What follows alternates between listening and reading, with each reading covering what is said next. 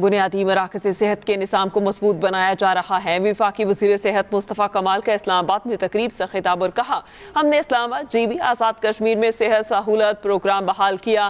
صحت card programme میں مزید 48 ہسپتالوں کو شامل کیا گیا ہے۔ بنیادی مراکز صحت کے نظام کو مضبوط بنایا جا رہا ہے۔ وفاقی وزیر صحت مصطفیٰ کمال کا اسلام آباد میں تقریب سے خطاب اور کہا، ہم نے اسلام آباد جی بی آزاد کشمیر میں صحت سہولت پروگرام بحال کیا ہے۔ میڈیسن کے سینٹر کا افتتاح ہوا ہے۔